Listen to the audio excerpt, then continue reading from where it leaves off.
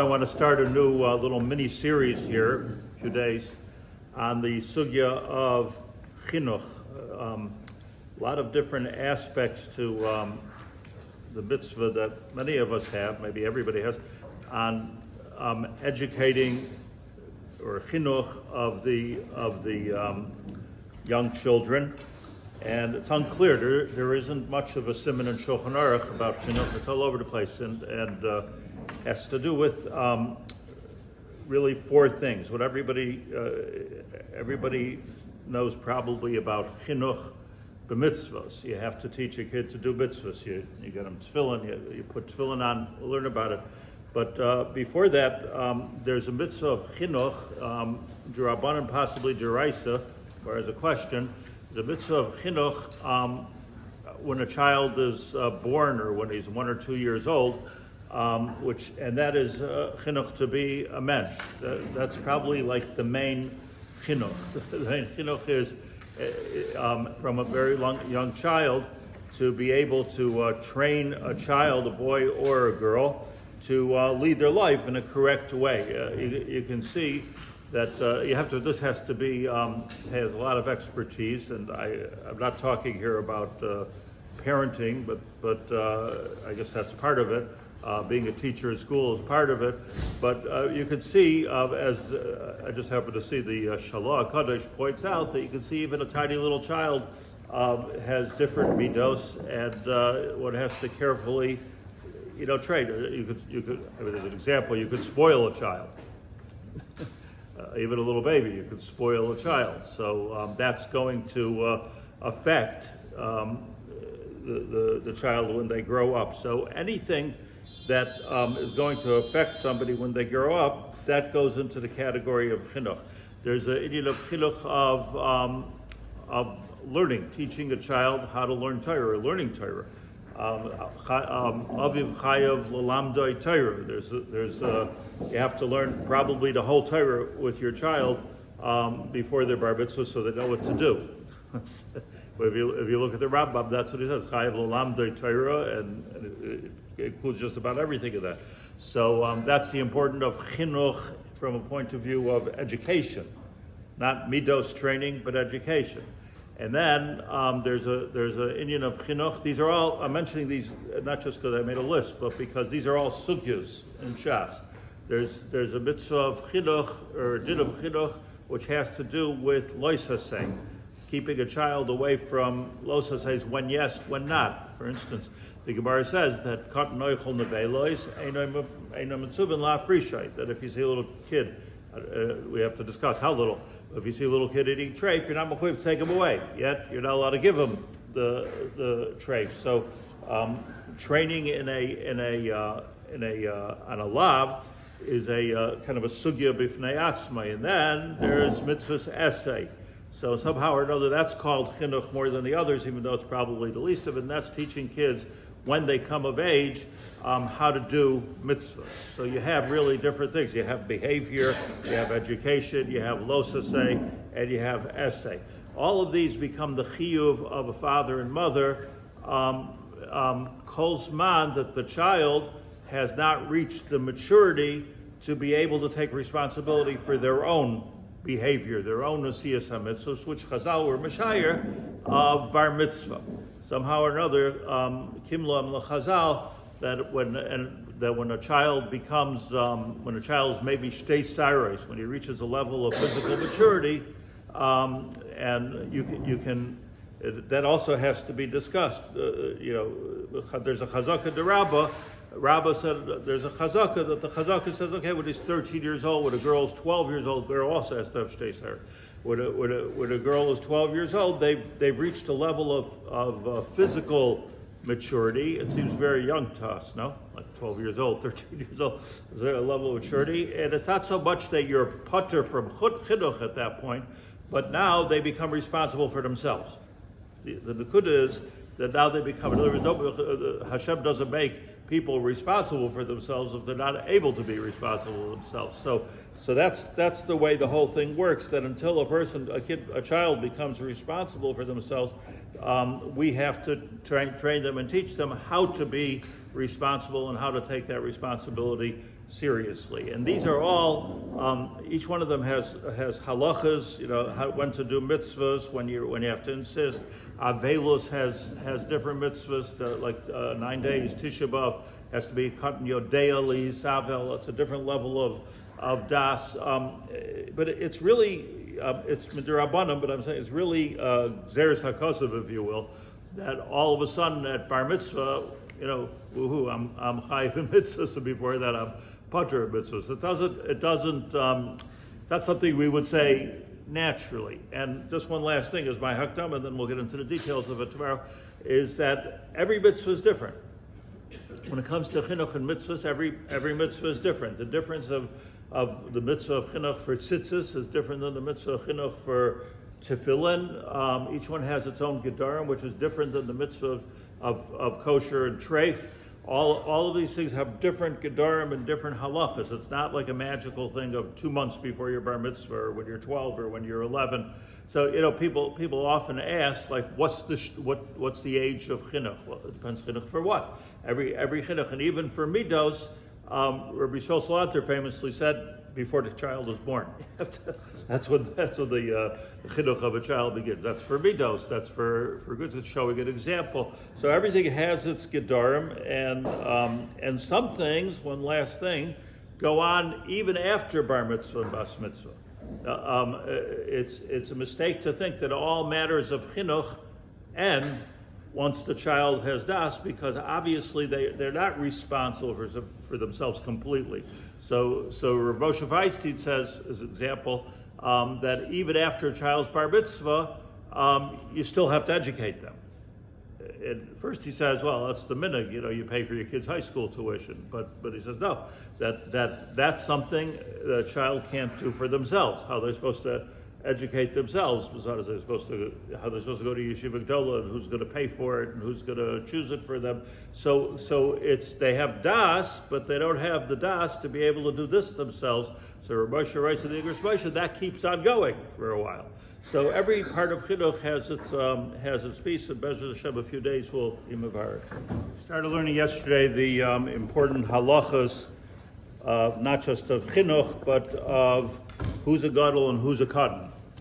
So everybody knows that when you're bar mitzvah, you're a gadol. Today you are a man. This is the traditional thing to say, and we also tend to say to people that are boys who are 13 years old, girls that are 12, that now you're chayiv like everybody else. True or not true?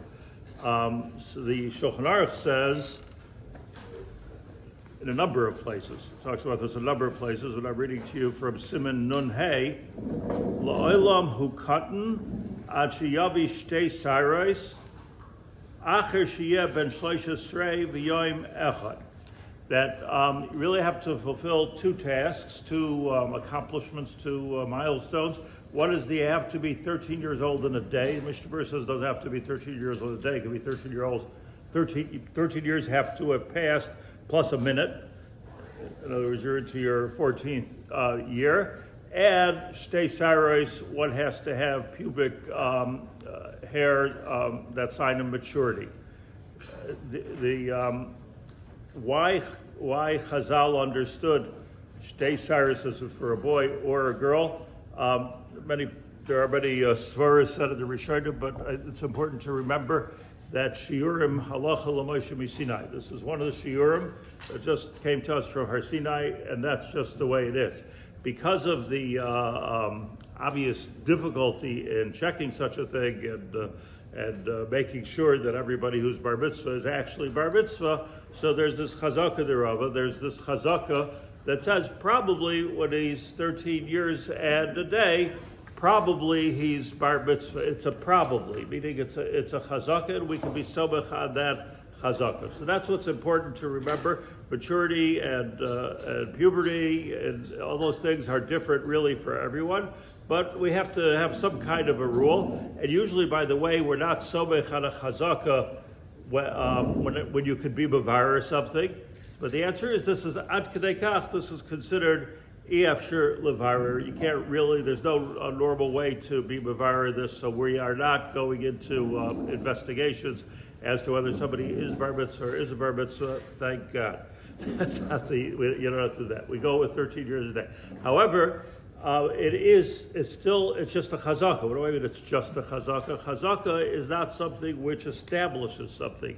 Chazaka in general, in kol ha-Torah kula, is something which you do because you don't know. Since you don't know, you're somech on the chazaka. That's the difference between rov and chazaka. Chazaka is hanhaga mitab safek. That's the rule. Something you do when you don't know what to do.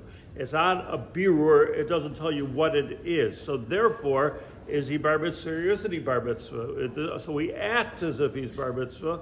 We don't really know that he's bar mitzvah until, as the poskim say, he starts growing a beard. Once you start growing a beard, so then we know. Everybody sees that he's reached a level of maturity. With the girl, a little more complicated, but everybody knows. So what's the difference? What don't you do? Here the bar mitzvah boys lane, and the bar mitzvah boys do all kinds of things. So the answer is they don't do all kinds of things. You can't do anything which is a deraisa. So says the Mishnah Berurah, based on the Magen Avram and all the poskim. Say you can't do something with a deraisa. For example, let's say somebody who's bar mitzvah is not yet growing a beard, which that would be unusual if he's growing a beard, and he writes tefillin. So you're not allowed to wear those tefillin. Let's say he performs any deraisa, without giving a lot of examples right now, because we'll get to it. Any deraisa, any time, even tefillah. Let's say a bar mitzvah, unclear, needs to be motzi other people, which we very seldom do in davening, by the way, these days. So we could be a little bit more lenient, but you can't be motzi until you're a vadai gadol. Let's say counting for a minyan. So counting for a minyan is another thing. Do all kinds of things. The Mishnah Berurah says you have to know what it is. You can't just take it as a blanket idea that, well, okay, you're bar mitzvah now. We do count them for a minyan. That's b'derabbanan. Being motzi could be deraisa. Writing tefillin is for sure Assur until you have clear simonei laris. So what you have to have is, one more time, the Shulchan Aruch says you definitely have to have 13 years in a day. With simanim, without simanim. If somebody has simanim when they're 10, that's not bar mitzvah, so that's a condition of some sort. But the halacha is you need two things. You need to be 13 years and a minute, as the Mishnah Berurah says, and shtei simanim, and then, or let's say 15, 16 years old, vadai. That you have a beard, you have it. That's called bar mitzvah. As long as we're relying on the chazaka, as long as that's what we're doing, like we do for Kriyas HaTorah here, as long as you're relying on the chazaka, so that it can never be for a deraisa. Going further in the halachos of Chinuch, starting to get into the detail, but there's one yesod that it's extremely important, and that is that even though a child is not chayiv in mitzvos until they're 13 years old, that's the way we paskin. When it comes to chinuch, we can't say it's only for chinuch. And what I mean by that is, the Mishnah Berurah says, for instance, in Taf Reish Nun Zayin, current events, Hilchos Lulav, he said that if you're going to give a child a lulav, an esrog, to be yotzei the mitzvah, or to do chinuch with the mitzvah, you have to make sure it's a kosher one. It's a kosher one, and that it's something that you yourself would make a bracha on. The words of the Mishnah Berurah here: "Upashet tzarich shiyu arba minim ksherim k'moy begadol." That it has to be as kosher as it has to be for a gadol. So there is no such thing as it's good enough for a cotton. He's not really chayiv in it. Anyways, it has to be a proper lulav, a proper esrog. Maybe it doesn't have to be mahadrin or mahadrin. This is the other poskim say that you're not mechuyev to be mechanach in a mahadrin, but certainly and logically you can't be mechanach a child to do the wrong thing. It's good enough for you because that's a counter chinuch. That's the opposite. I think by lulav, because it's a clear case, we hear it a lot, but this applies to many mitzvahs, by the way. For instance, the Mishnah Berurah brings earlier at the beginning of Hilchos Tefillin, he says that we learned last week that if tefillin are written by somebody who was not properly a gadol, so those tefillin are not really kosher. In other words, a dubious bar mitzvah. So those tefillin are not kosher. You say, well, I'll give it to my kid for when he's a couple of weeks before his bar mitzvah, and he'll use those tefillin. No good. Just like the tefillin have to be kosher for you, they have to be kosher for him. So it means that when you're giving, as a Mishnah, when you're giving your child tefillin for chinuch, like you're waiting for his tefillin to be made, or real tefillin to be made, or whatever the case may be. So they have to be kosher tefillin. Otherwise, again, you're giving him a negative chinuch. It gets even more interesting. But let's say, and this people do, let's say you tell your kid bench, but you don't bench after meals, like say Birchas Hamazon. But in reality, you didn't need a shiur. There's a shiur for benching. Kazayas, there's a shiur. If he's going to wash, has to have 2 kazayas. So, but many people feel, I can understand feeling that, look, the main thing is he should eat, he should bench, and the shiurim, that's not part of it really, but it is part of it. That's part of what has to be done. The same thing is that's just like you have to do it correctly. You have to teach your child to do it correctly. The poskim bring a case of telling your child, very common, to say Kriya Shema Shaloi B'Zmanai. Okay, the kids, it doesn't get dark, let's say, until 8 o'clock at night, and you want to put the kid to sleep at 6. Say the Shema. So you're allowed to say the Shema all the time. So there's nothing wrong with saying the Shema, but you can say the Shema all day. We can say the Shema right now. But Kriya Shema B'Zmanoi is the chinuch here. The chinuch is that you say Kriya Shema in the morning, you say Kriya Shema at night. So if it's at night, so I saw in the Sefer Rav Vosner, he says you have to actually tell the child this is not the mitzvah of Kriya Shema. Mitzvah of Kriya Shema is in the morning and the night. You have to go to sleep. So let's just say Shema before you go to sleep. So all of these things, it's just important that you cite. You can make a list going through many mitzvahs, but the Yesod Hadavar is that there's no such idea, no such concept. Well, I wouldn't do it, but it's good enough for the kid. It could be that you have to actually do a little bit better for the kid because you're trying to be mechanech the child.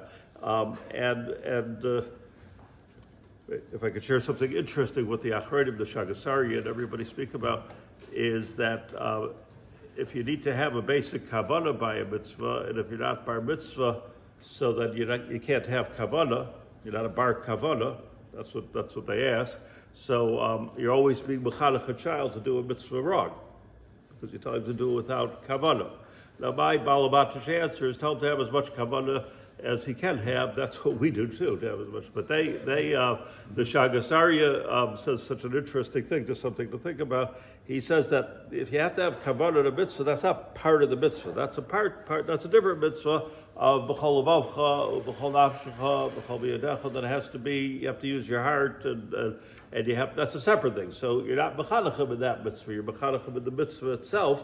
And that doesn't need kavanah, so it's just an interesting, while we're here, an interesting spalt. In the mitzvah, the kavanah comes from one place, and the actual mitzvah. But for us, what's important is that we have to train our children to do a mitzvah correctly, kosher. No such thing as giving something puzzle to the child. There's a chiddush, I believe, in the Shulchan Aruch, which says that when it comes to chinuch, so it has to cost money. It's an obligation on the father and the mother, the Mishnah Berurah says, to spend money where necessary for chinuch. It's not a luxury item, it's a chiyuv. And here you see it in the Shulchan Aruch in Hilchos Tefillin, Katan hayodeya lishmor tefillin b'tahara. If a child knows how to take care of his tefillin, he's not going to go to sleep with them. He's not going to. So chayav aviv liknois lo tefillin lechanchai. Father has to buy him tefillin. So, but this is agav the shita of the Shulchan Aruch that you don't put tefillin on your child when he's bar mitzvah, or maybe what we do, like the Mishnah Berurah says, is chodesh or chodshayim, either a month or two before his bar mitzvah. According to the Shulchan Aruch, as soon as you know that a child is ready to wear tefillin, that he's a responsible child, he'll be able to take care of his tefillin, you put him on tefillin. That's the sheet of the Haber. I do not know if those that are knowing Lefi the Haber do this exactly, but it could be a mature kid. You put on tefillin at 10 years old or 11 years old. It could be.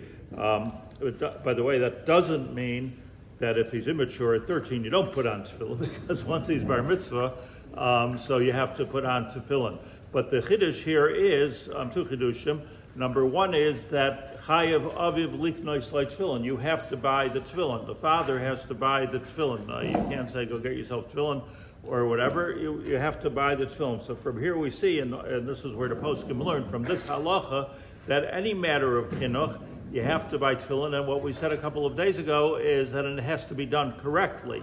So it would seem you have to buy your child a lulav and Assur, if that's the chinuch, and it has to be a kosher one.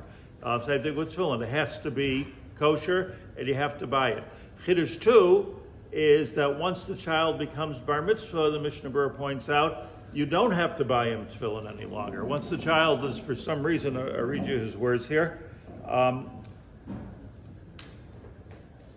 Nira Pashut, it seems obvious that tam loikana aviv avuray tefillin. Let's say it didn't work out. The father didn't buy him tefillin.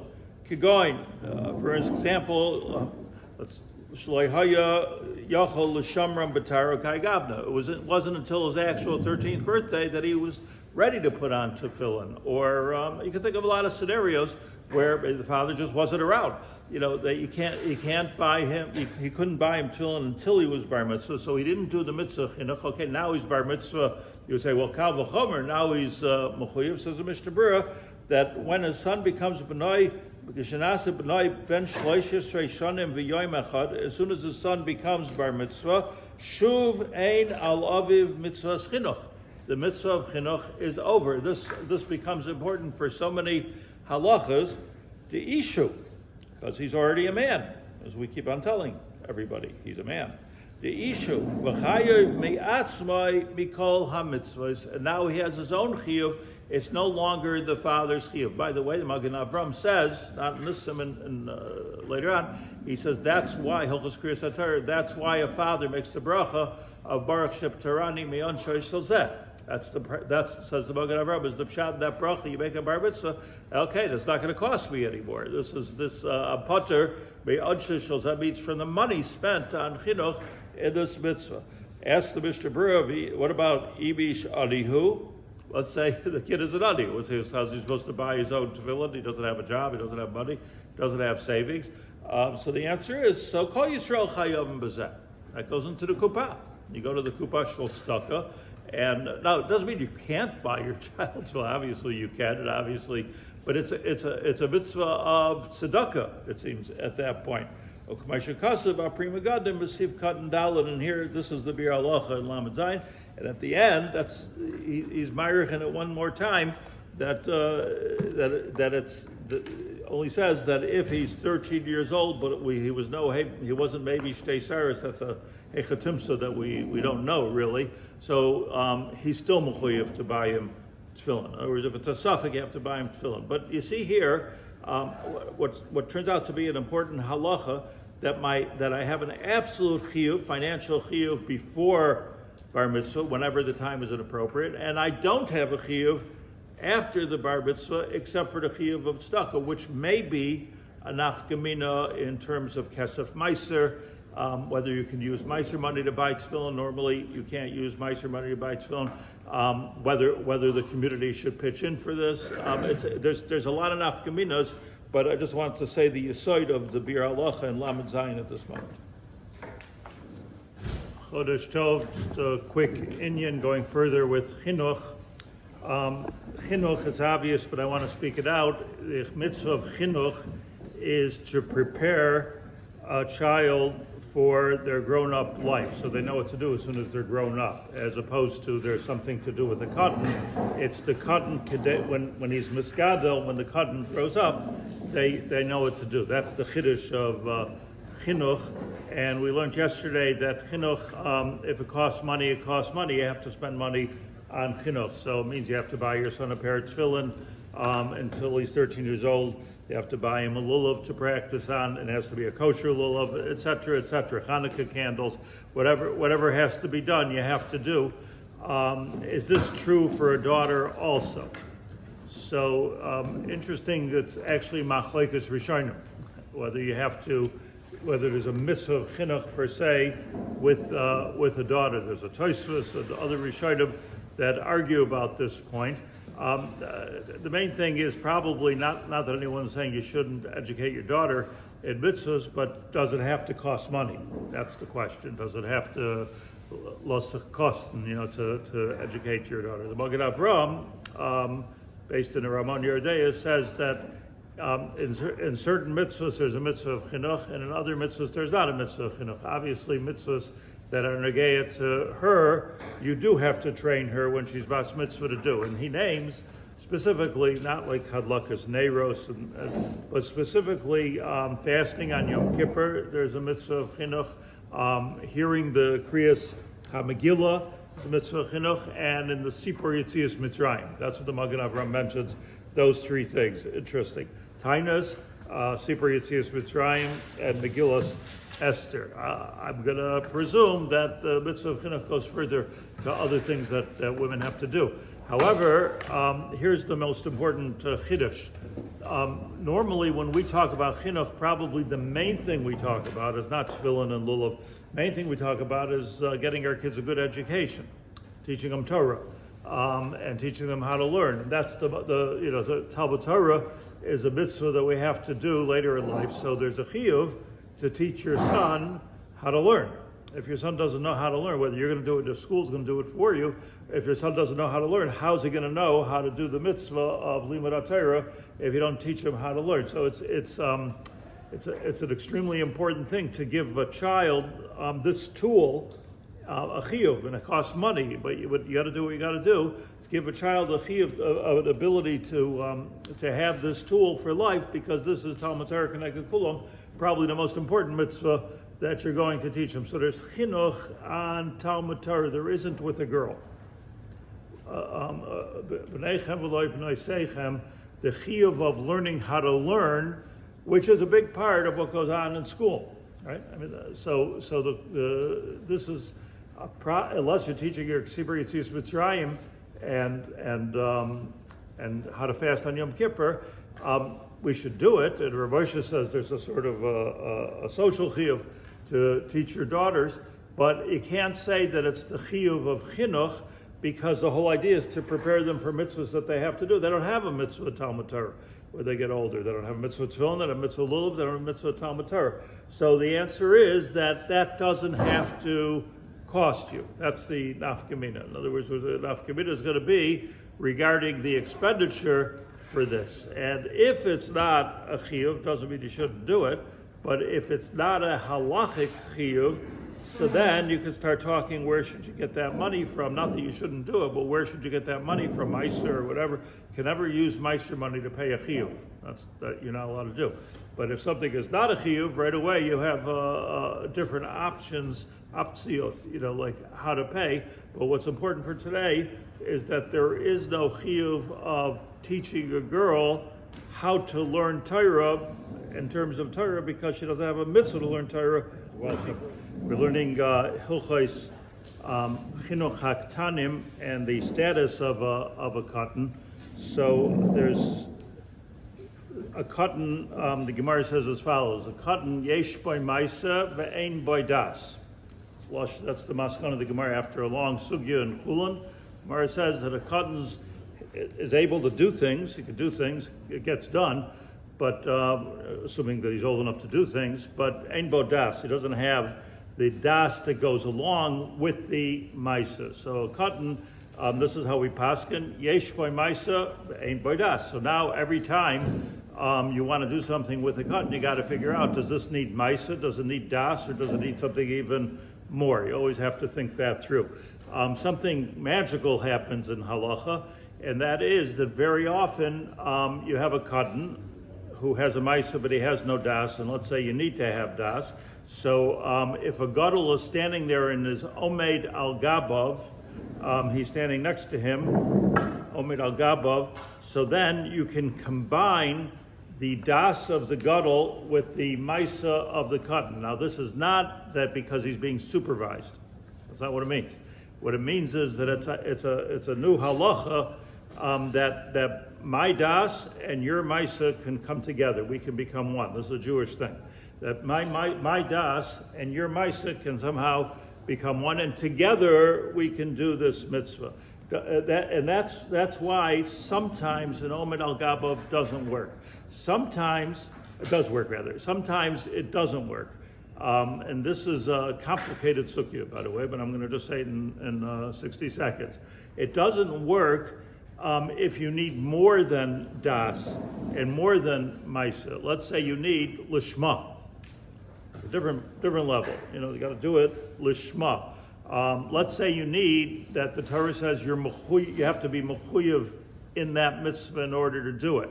Doesn't work. So, for instance, writing a sefer Torah, writing tefillin, writing mezuzahs, those are not cases. The katan has the maisa; he's doing it right. The gadol has the das, but there's a gzeres hakasuv. There's a special gzeres hakasuv that kol she'eino mechuyev b'davar, that if you're not mechuyev in it, you can't write those tefillin, you can't write those mezuzahs. So any tefillin, any mezuzah doesn't help, because you understand there's a third component here. There's the component of maisa, good, check. Das, check. Mechuyev b'davar, unchecked. That's not done. Also many cases of lishma. When it comes to a katan putting tzitzis on your talis for you. So this is a machlekes, Rashi or Rabbi Tam, and it comes out of machlekes, the Haber and the Ramah, Shulchan Aruch and the Ramah, which comes out of machlekes, Ashkenazim and Sephardim. And Mishnah Berurah says clearly in Yudalad, Siman Yudalad, Sif Katan Dalad, he says, Roy v'nachain, interesting language, shaloi lasos l'chatchila hatalos hatzitzes beveged shel gadol. It's not the right thing. Al yidei katan pachos mishloishes reishanim. If he's less than 13 years old. What he means by that, even if you're not sure if there's shtei cyrus, but less than that we could be mekel.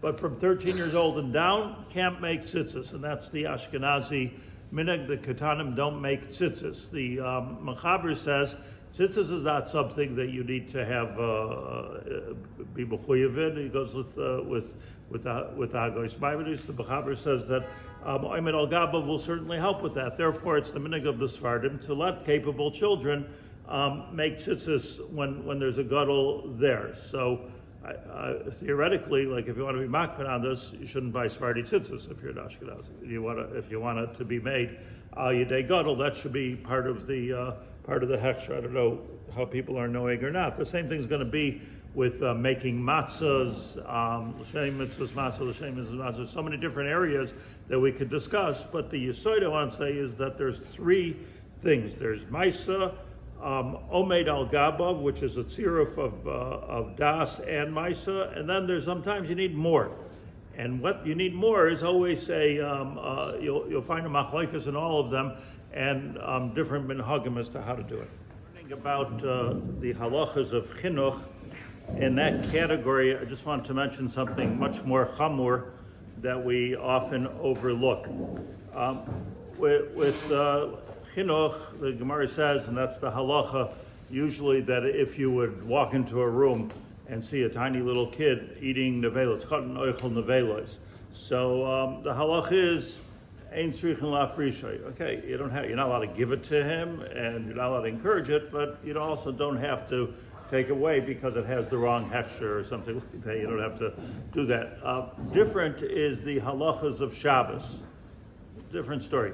The halachas of Shabbos, so not only tzarech la'afrishay, but it's very possible that if a child does a malacha, let's say for you or even for himself, in your house, little child, so you're over at Assur deraisa, a new Assur deraisa in Hilchos Shabbos. The way that we know that is because it says in the Ten Commandments, V'yom hashi Shabbos Hashem Elokecha le'sasa kol malacha ato vincho v'itecha avdecha v'amoscho v'hemtecha v'gercha asher b'sharecha. That not only you're not allowed to do a malacha on Shabbos. You're not allowed to be mechal Shabbos kol malacha. But this also applies to bincha, bitecha, avdecha, ve'amaschu, vehemtecha. It applies to your children, it applies to your animals. And Rashi says, ato vincha uvitecha, you and your children, elu haketanim. The Ramban repeats, ato vincha uvitecha haketanim.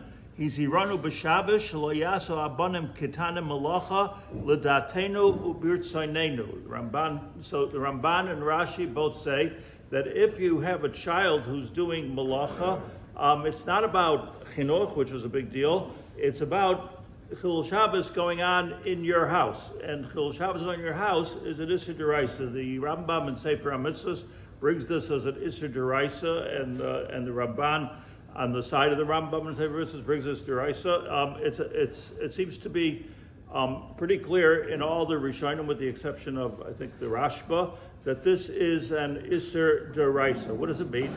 It means that the Torah is telling us that that you have to have a Shabbos-tika house. So, it's very common. People say, people come to my house even a lot on Shabbos, and they say, my stove is off, I can't get into my house, something, can I call a non-Jew? It's not an easy thing to find a non-Jew in this area. But can I call a non-Jew? So, okay, you have to look at the halacha. Sometimes yes, sometimes not. But often people will say, well, if I'm going to call a non-Jew, can my little kid do it already? What's the difference between a non-Jew? A kid is not mechuyev b'mitzvos, that guy is not mechuyev b'mitzvos. So what's the difference? Maybe a kid is better, doesn't have fully developed das. So the usual and obvious answer is, well, there's an aspect of chinuch with your child. But it's a much deeper thing than that. We don't have a child do malacha, not just because of chinuch, because that is an Assur Deraisa, particularly when it's miyaches to you.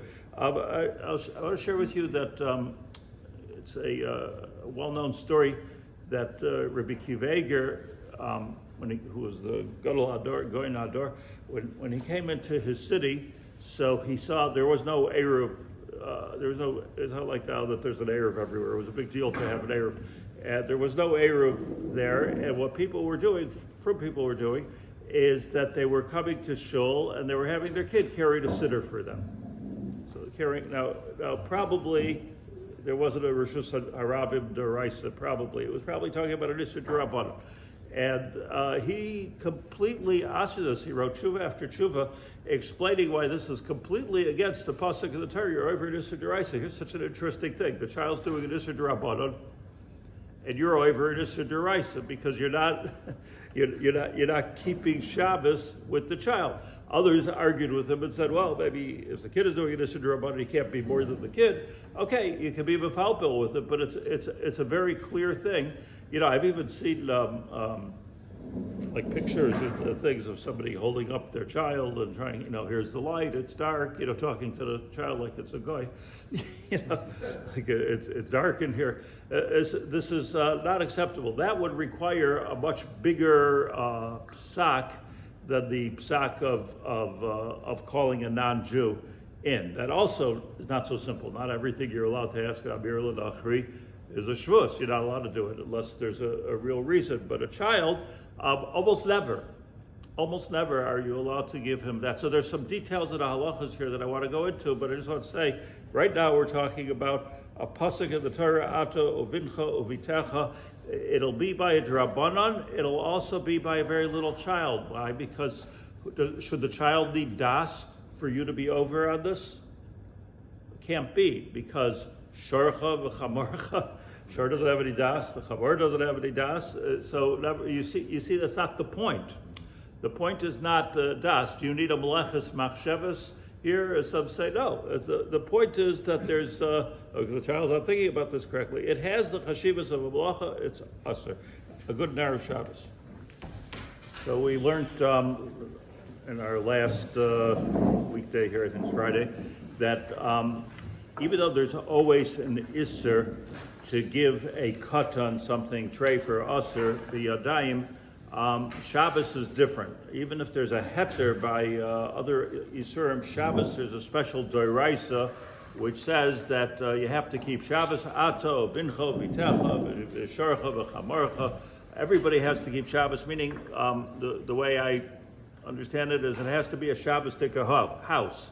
So even though technically he's a katan, it's not a malach, and it's not about what my responsibility is towards the katan, and it's not even about training that katan or katana for the future. What it is rather is that our house has to keep Shabbos, and it's not about him being a bar das, because even shorcha v'chamarcha, which certainly don't have any das, they're chayiv in Shabbos. So you're not allowed to have an animal do malacha for you on Shabbos. If it's from the front, it's an Assur d'oraisa. If it's from the back, Mechanchim, it's an Assur d'rabbanan. You're not allowed to have animals do malacha for you, though they don't have das. The answer is it's a different halacha that your house has to be a Shabbos-tic house. I just want to learn with you very briefly a tshuva I was going through from Rabbi Weiss, one of the Gedolei HaPoskim, Shlita, and he has here a question. I'm just going to give you the couple of lines which are important. Somebody asked him a question that they were locked. They had a digital entrance to their house. So, and they usually disarm that or shut it off for Shabbos, but it wasn't shut off. So he came back to Friday night to his house, late at night with his kids and everything, and they realized that the lock was active. So I'm guessing from the context that he went over to Royce's house late at night and asked him, what is he supposed to do? Should I sleep in the street? So Rabbi tells him, here, you should find a guy. It's a tzarech gadol. You should find a non-Jew. So he said, there's no non-Jews around here. There's no non-Jews. So he wants to know if his child can push the buttons on it. So here he goes through the says that this is a separate Assur d'oraisa. Amir Lakum is a shvus. This is a separate Assur d'oraisa. You're not allowed to ask a katan to do it. And he brings from, like we learned from the Rashba, that even if it's an Assur d'rabbanan that you're asking the child to do, it's still an Assur d'oraisa to have Chilul Shabbos done in your house. It doesn't even make a difference. It's more machmir than a d'oraisa. So he says even if you can argue that it's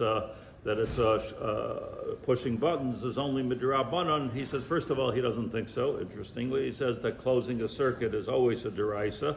But even if you argue that it's drabanan, it's not going to help you here. And he says at the end, interesting tshuva, he says that he brings from the Bir Halacha heter, and the heter would be that the exception to this rule is if the child does something for themselves.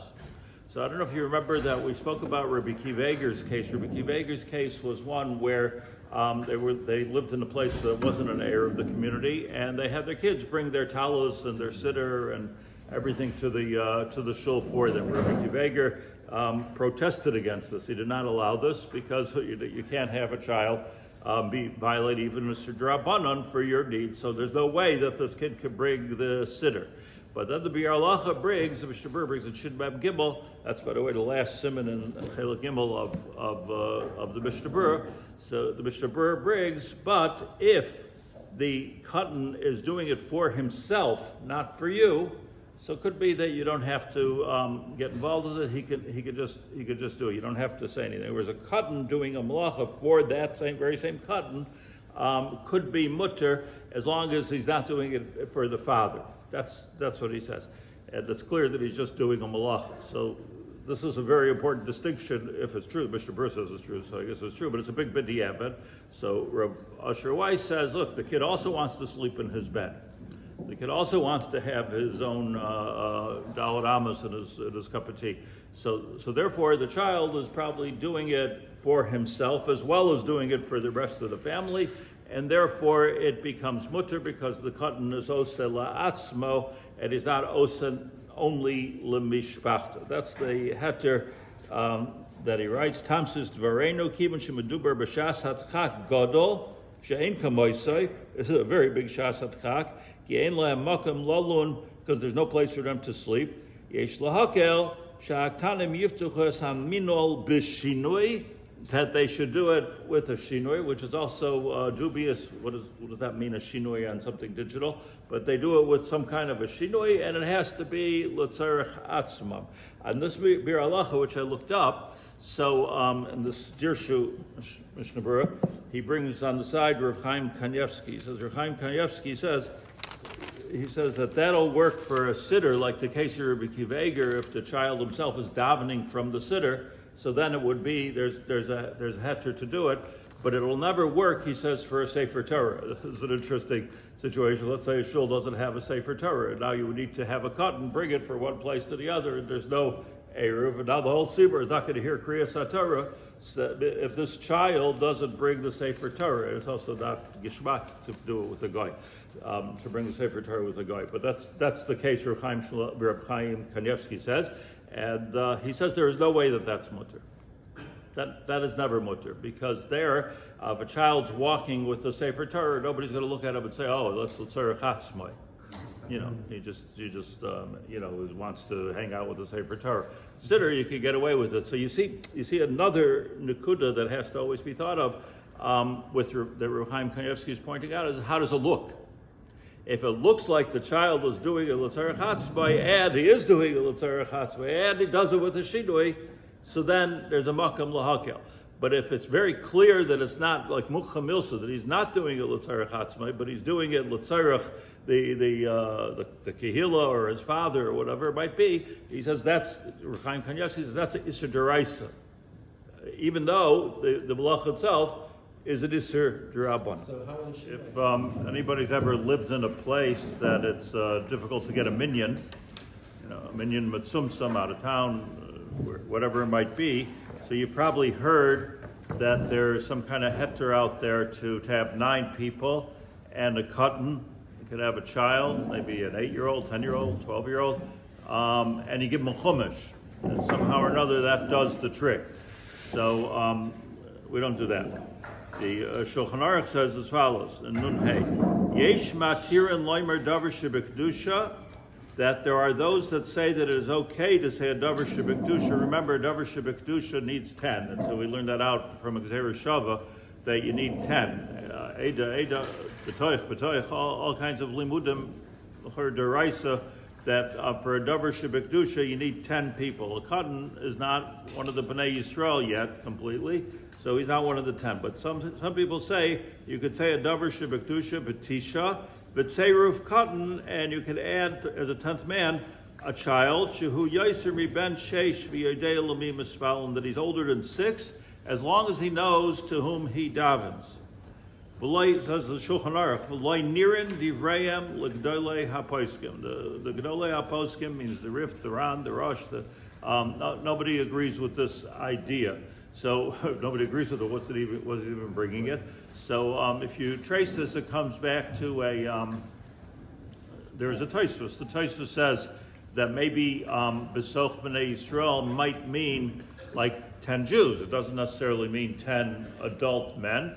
And that was enough that for B'shas Hadchak, this one Tosfos, which everyone disagrees with, was enough to create this kind of a minhag of B'shas Hadchak. What's B'shas Hadchak? B'shas Hadchak is you can't get a minyan.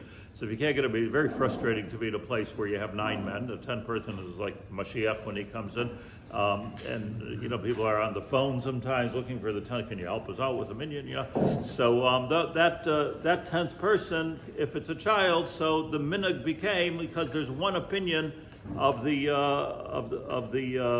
Tosfos, but we don't put, Shulchan Aruch says we don't pass in that way, and by what I've read was that in the world of the Sephardim, they never do that. That's never been done, because Shulchan Aruch says. Then the Rabbi adds as follows, and that's including even if he holds a chumash. The Mishnah Berurah says it doesn't mean a chumash like our chumash. Let's say he's holding a Sefer Torah. Ein l'tzarfa, still, afal pikein, you shouldn't add him in. Mihu, however, says the Ramah, yesh noeg in lahakel b'shas hadchak. But if it's a shas hadchak, you can be, some people are noeg to be maters to the Ramah. So, like b'shas hadchak, you can be makel. So here is and the Mishnah Berurah says you can be makel even without the Torah. Like if it's a shas hadchak, the Ramah says you could add in the cotton as the 10th man, even if there is no Sefer Torah. Like some people, even if he has a chumash, that doesn't make him into a 10th man. I'm just wondering what's the thing with the chumash? What's up with the chumash that somehow makes you into a 10th man? So in this Mishnah Berurah brings Makar HaDvarim that this idea of the holding a Sefer Torah or chumash, hu barash. It's brought in the Rosh. Shekasav shenagu l'tzarev katan shoiches chumash biyadei. The Rosh says that he's seen this minhag of holding a chumash, or as the Mishnah says, a sefer Torah. Bekasav, and on this the Rosh says, in other words, that's the Makar. The Makar is this Rosh, and the Rosh writes about this, Leimatzina davar zeh b'shum makom. But there's no source for this type of thing, so you can't do it. So it was like what the Rosh was commenting on was that there is such a minhag, but it's a minhag tos. There's no such minhag, and in fact, the Mishnah Berurah says even though b'shas adchak maybe you could be b'tzaref hakatan, which we don't do these days, but that's even without a chumash. The chumash has no makar. So says this idea of the chumash. Intrigued by how the Chumash even helps, how the Sefer Torah even helps. What's the Havamina that the Sefer Torah is not brought anywhere except for in the Rosh, who says it doesn't say it anywhere. That's the only place where it says it is in the Rosh. Says it doesn't say it. So what is it? So apparently, from my looking around, what it is that you need. You have 10 Jews here. So now the question is, you need some kind of a chashivas to bring the Shechina. So a child that's holding a Sefer Torah, you stand up for him. It has a certain chashivas and hava amina that should be good. But this is everything I'm saying is not lemaisa until you look at the Igros Moshe. Moshe Feinstein talks about this in Chelach Beis of Orach Chaim Siman Yud Ches, and there he says that. Of course, you shouldn't do this, and of course, this isn't right. But if it's really a shas adchak, so then you can rely on this. That's what he says. What is really a shas adchak? Really, a shas adchak means, says Moshe Feinstein, that the shul is going to close down. In other words, particularly if that's the only shul and that's the only minyan, and you have to do this kind of a temporary thing to keep the shul running. So he says that's called the Shas Adchak. He brings proofs that that's what the Shas Adchak is. Not somebody has to say Kaddish. Shas Adchak is the shul's going to close down, and he even goes so far as to say, even if it's not the only shul in the community, not everybody's comfortable in other shuls, but if a shul, a needed shul, is going to close down, so he says that's a Shas Adchak. I would, this is not going to happen with most of the people sitting here, but I wouldn't go with this Ramosha unless you have somebody, Posek Hador, telling you that this is called a Shas Adchak, because people make minyanim here, they make minyanim there. It's not necessarily, and it's too easy to fall into this trap of, okay, we need a ninth man, because there's a kid here. And it really is a Shas Adchak. But the Halacha is brought down just to say, the Shulchan Aruch, just to say that we don't do it. And the Ramah says that even if you have a chumash, you still shouldn't do it. V'chein hadin. The Gemara in Yevamos tells a story about Rabbi Padas, one of the greats of the Gemara, who lost his keys on Shabbos. And he had an idea where they were. Aban Maftechos, he had an idea where they were. And he sent his kid out to play over there, hoping that the child would find the keys on Shabbos and bring them home, even though by the child doing this, he will be over an Assur deraisa. He's a child, but he's going from Rishus to Rishus, or an Assur derabanan. He'll be over an Assur of bringing the keys home. And Rabbi Padas sort of sent him out there. Didn't ask him to go bring his keys, but he sent him out there. And the Gemara says that Mikan, from here we can learn that katan she'oichel nevelos, that if a katan is sitting and is eating nevelos mamish treif, ain't beistin mitzuvin lahafrisha. Every word here is important, but beistin has no obligation to stop the child from doing Aveira. The Gemara has a whole, almost an amud there, being mefalpel. Maybe that's because that was D'Rabbanan, but a deraisa would be different. Maybe nevelos is okay, but other things are not okay.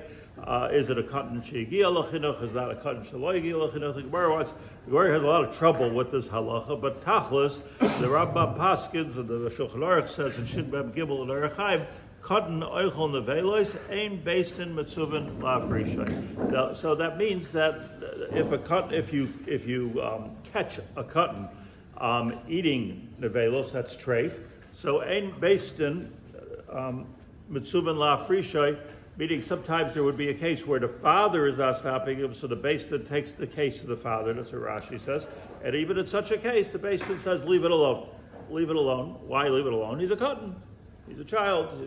For the simple shot is, a child has no chiyuv not to eat nevelos. It's just a matter of chinuch. I'm not being Mechanchim. I'm not telling him to do it.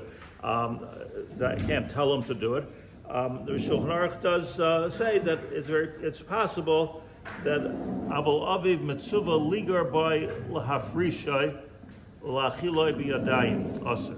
That you're never allowed to give it to him, and there's a good thing to tell the kid off. Like you don't do that, that's on Shabbos. But here, the Shabbos says that the only exception to this is Lashon Hara.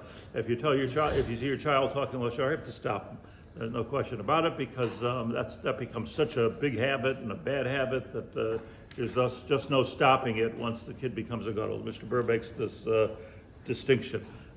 Which is roy to the Mishnah Berurah, to the Chavetz Chaim to make. The thing is like this, though. With all the distinctions that are made, the halacha is, and there's a lot of applications to this, but the halacha is for sure that if you see a child doing an Issur D'Rabbanan, then for sure you don't have to stop. Maybe by an Issur D'Oraisa, seems to be Machlekes Tosfos of the Rashba, but by an Issur D'Rabbanan, there's no Indian to stop him, and if it's as long as it's L'tzarech Katan. Kal v'chomer, if it's something which is, let's say, a chumrah. I give an example. Let's say you don't eat from a certain hechsher. You got shalach manos, and it's some rabbanut you don't tend to eat from. Not treif. You don't eat from that hechsher. But your kid sees it, and he's eating the candy from the hechsher, right? Is this a crazy situation? Correct.